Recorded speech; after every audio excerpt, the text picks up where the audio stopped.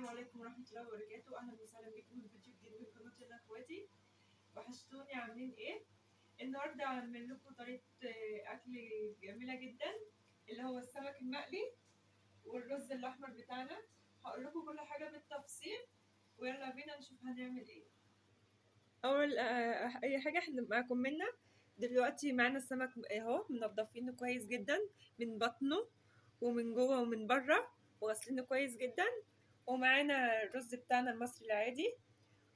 دي طبعا حاجة السلطة. أول حاجة مقادير الرز عبارة عن بصل، ومقادير هنعمل كل حاجة بالتفصيل. مقادير السمك: توم وفلفل وليمون وبابريكا وملح وتوم باودر وبصل باودر وجنزبيل وشطة وفلفل أسمر. أول حاجة هنبدأ بيها طبعا هنعمل رز بتاعنا. معانا حلة على النار، هنحط فيها شوية زيت مش هنكتر. تمام، وننزل بالبصلة بتاعتنا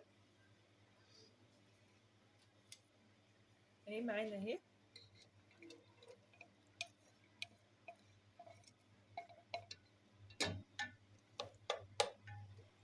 هنعلي على النار بقى. اول ما نسيب البصلة بقى بتاعتنا تاخد لون، وننزل عليها بالبهارات، واول ما البهارات تطلع ريحتها ننزل عليها بالمية والرز على طول. هوريلكوا واحدة واحدة. هنعمل مع بعض يا جماعة تتبيلة السمك.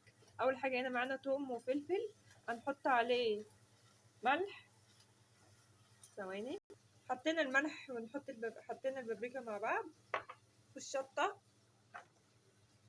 هندق ده كله، والكمون اهم حاجة، متنسوش الكمون لان ده مكون اساسي. حطينا الكمون والشطة والملح والثوم والفلفل.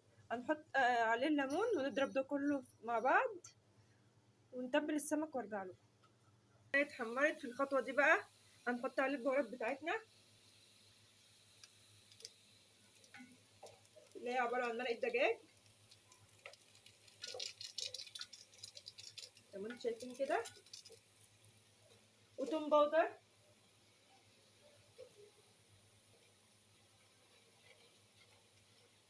وبصل باودر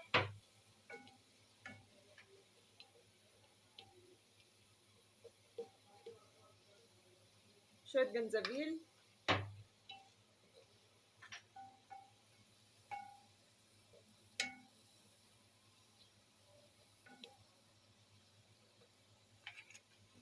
تمام.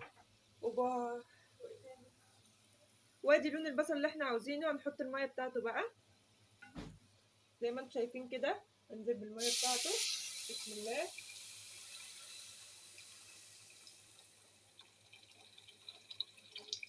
مش هنكتر عشان ايه، هنشوف هنحط الرز وبعد كده نبقى نكتر المية براحتنا.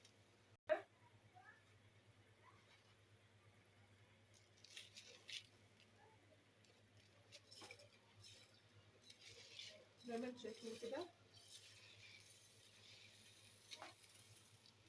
بالراحة بس عشان مبهدلش الدنيا.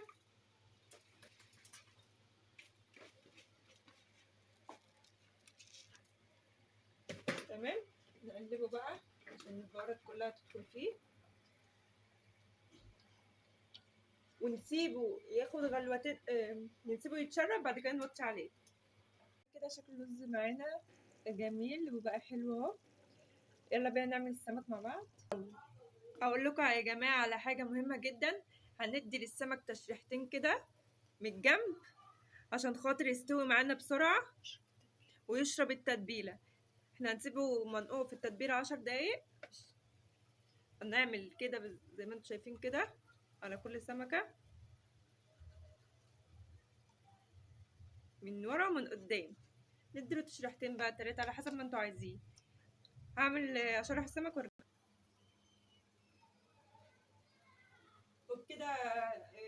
شكل السمك كده بعد ما اديته تشريحه نتبله مع بعض زي ما انتم شايفين. هخلي التتبيله كلها تخش جواه في الشرايح اللي انا اديتها لكم دي عشان التتريبه اديناها. نعم التوم عن كده شوية عشان كبير.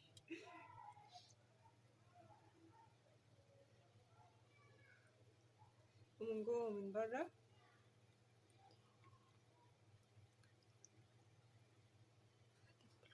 هتبل كله وارجع لكم تاني. وبكده شكل السمك بعد ما تبلناه وسبناه في التتبيلة على مدة 10 دقايق، هنحطه بقى في الدقيق ونقليه. طاسة على النار، أول ما الزيت يغلي هنحط عليه السمك، أول ما الزيت يسخن هنحط عليه السمك على طول. حطينا السمك وهو في الردة دي في الدقيق. معلش متوترة شوية.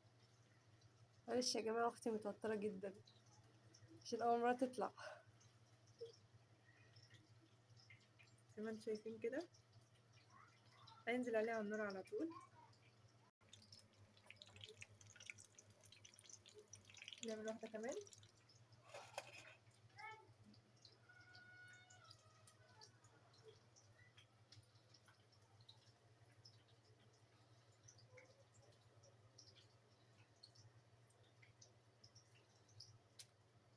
هعمل بيت السمك وارجع لكم.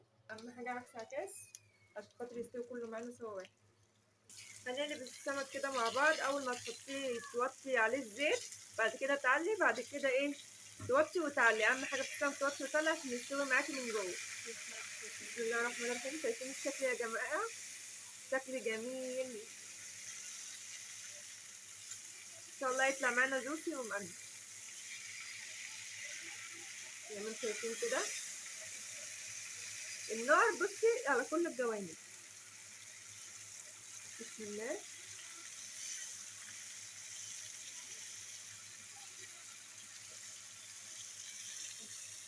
هنرجع لكم بقى واحنا بنهرس. مقادير سلطة البنجر. طبعا البنجر مفيد جدا وللذاكرة والأنيميا وكل حاجة. هقول لكم المقادير اهي. معانا نص بنجراية، ومعانا 3 قطيات، وبصلة، وجزرة، وفلفل، وخيار، وبقدونس. بعرفش افرق بينهم. بقدونس. طبعا كلكم بتطلعوا. بس هنعمل السلطة كده وتشوف الشكل النهائي. والبنجر ده بقى يا جماعة هعمل لها لون، هوريكم في الاخر السلطة شكلها يبقى عامل ازاي. وبكده بيكون شكل السمك بعد ما طلع من على النار جميل اوي وجوسي وحلو. والرز بتاعنا الاحمر، وسلطة البنجر بتاعنا الجميلة جدا، والجرجير بتاعنا اللي هناكله مع السمك. ودي بتكون نهاية حلقتنا يا جماعة. ومتنسوش اللايك والشير للقناة والاشتراك في القناة وتفعيل زر الجرس اللي تحت عشان يوصلكوا كل جديد. ولو عجبكم الفيديو متنسوناش بدعوة حلوة منكم، واللايك الجميل بتاعكم. واشوفكم في فيديو جديد وبوصفة جديدة. والسلام عليكم ورحمة الله وبركاته.